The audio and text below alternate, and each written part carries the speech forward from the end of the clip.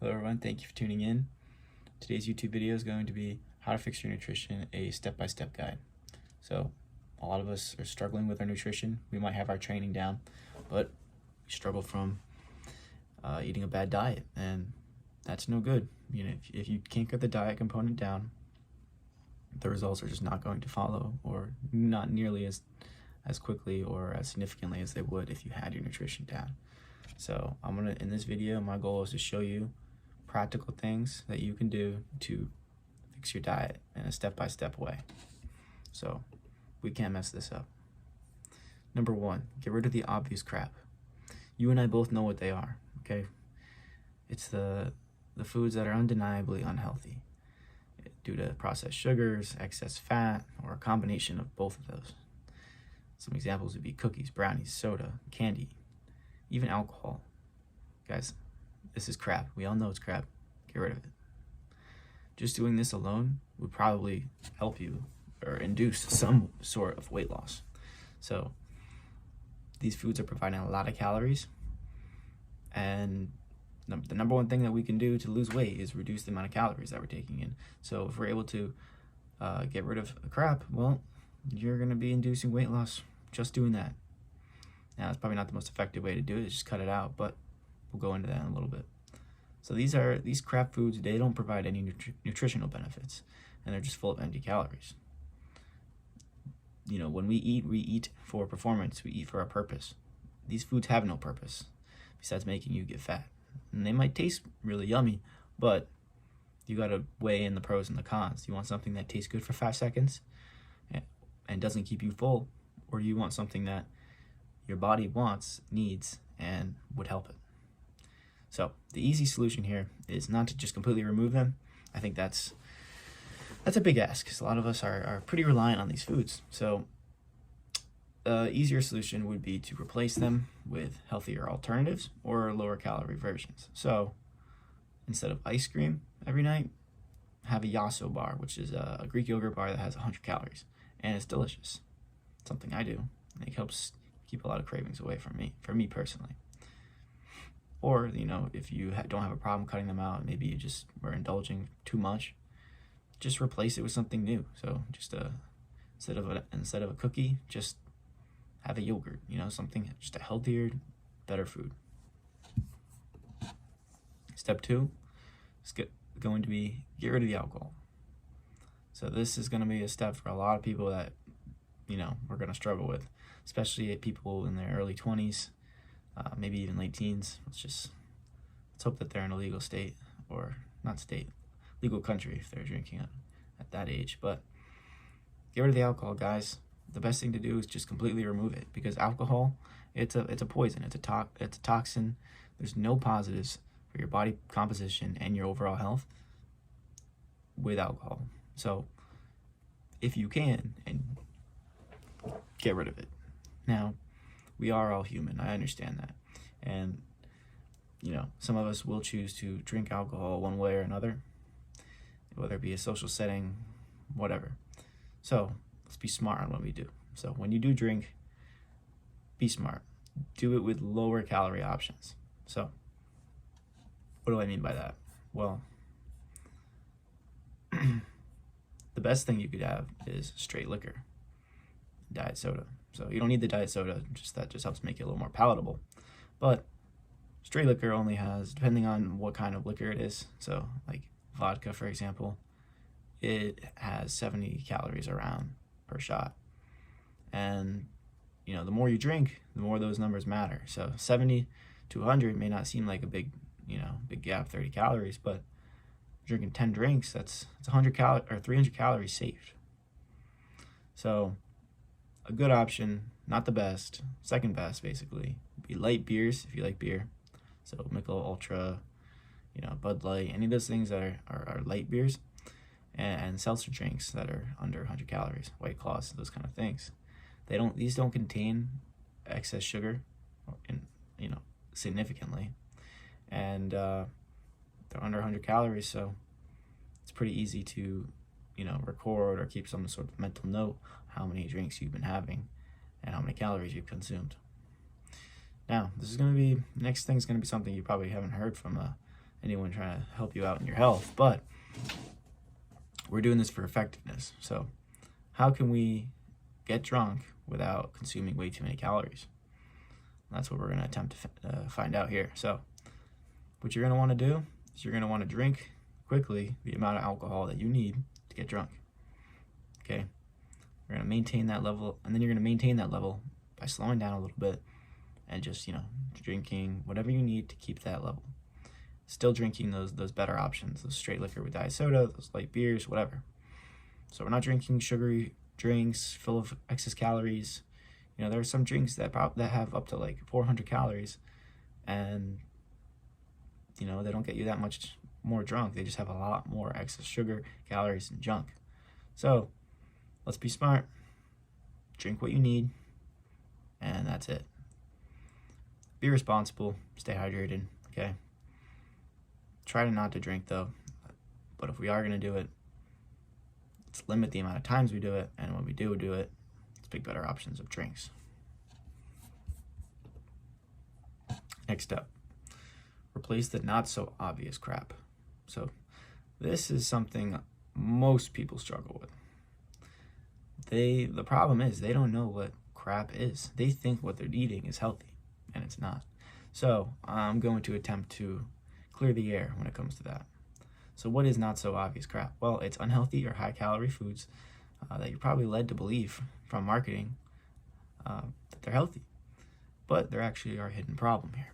So some foods here that I'm going to list off, they're a little bit different, but hear me out. So plant-based meats, pasta, frozen, pre-cooked, fried foods, nuts, cheeses. These are the foods that are the problem, guys.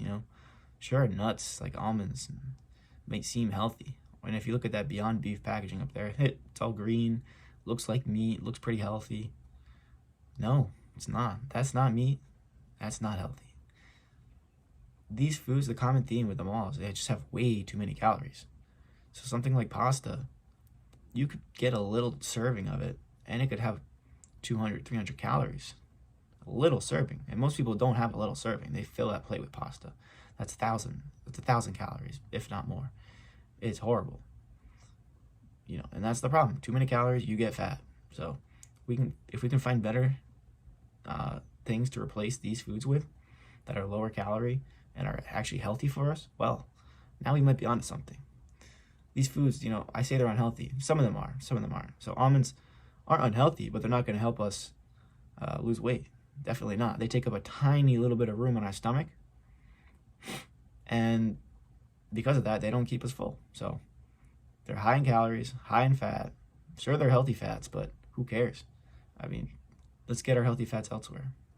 These foods like plant-based meat, pasta, they lack protein, they lack micronutrients. Plant-based beef and stuff, it's not good for your gut microbiome.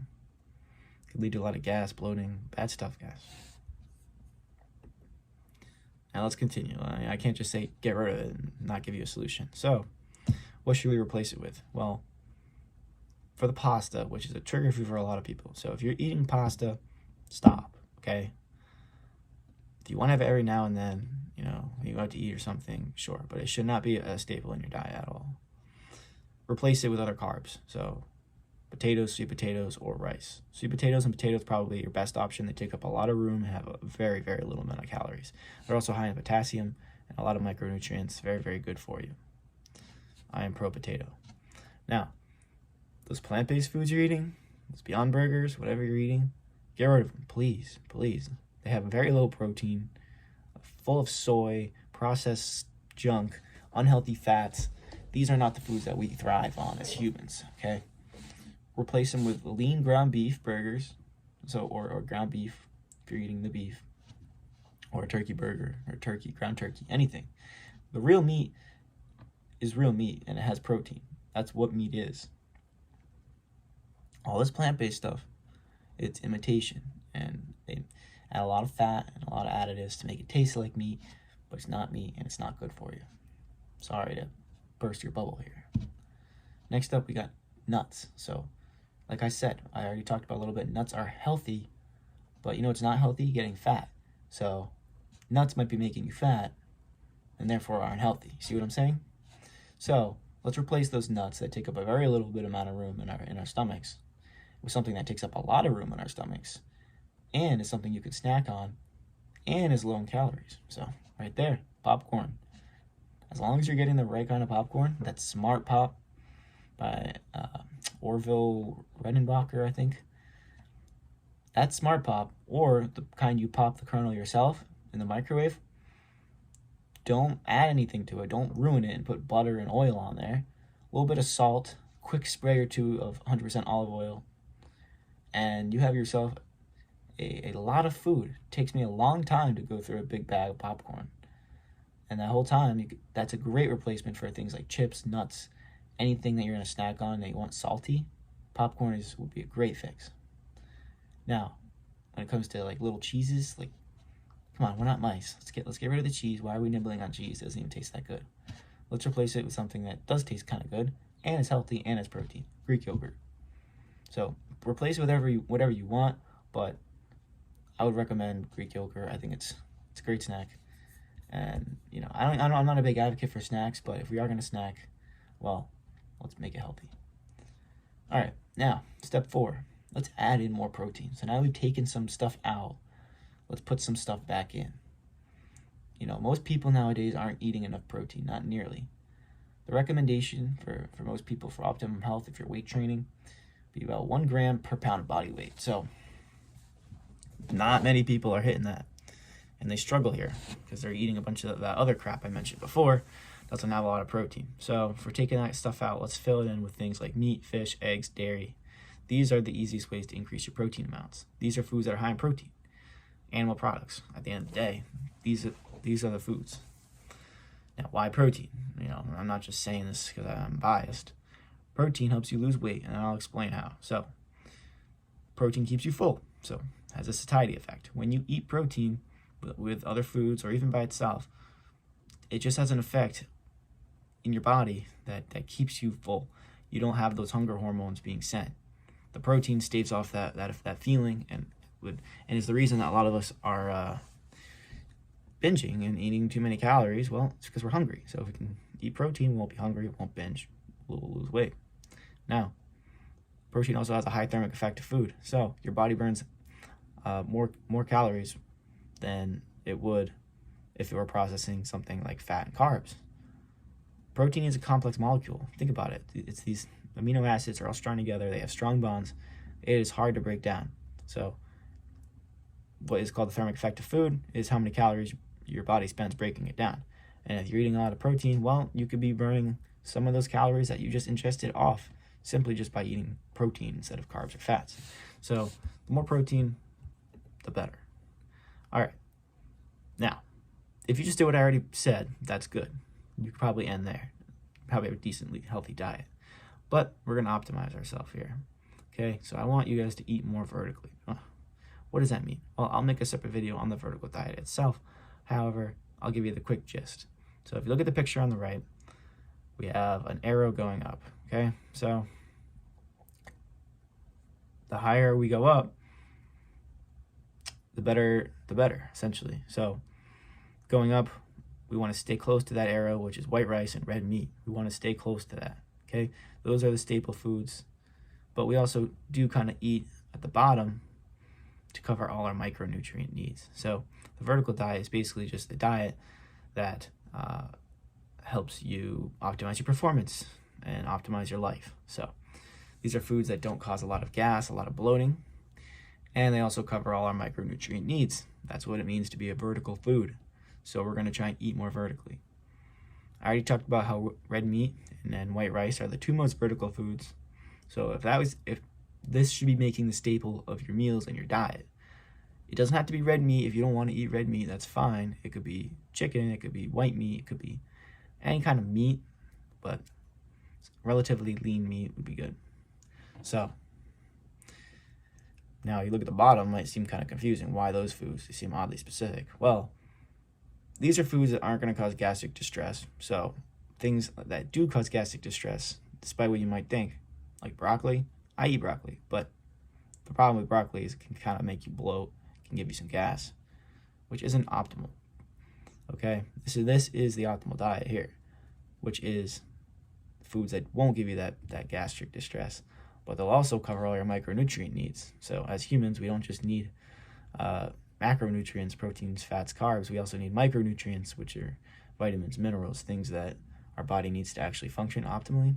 And if you eat this diet in the bottom, that'll cover all your needs. So we got oranges. That's for like vitamin C and all those other kind of vitamins. Spinach, so magnesium, other stuff like that. I'm not going to explain every single one. Just these don't cause bloating, and these cover all your micronutrient needs. Bell peppers, 100% cranberry juice, carrots, bone broth, butter, Greek yogurt, eggs, potatoes, salmon. Okay? There's a little bit more foods that can kind of go in here, but these should cover most of your diet. If you want to venture out a little bit, have some good food as well. These you can make some pretty delicious meals just using this. So let's try and eat more vertically when you pick your food and you go grocery shopping.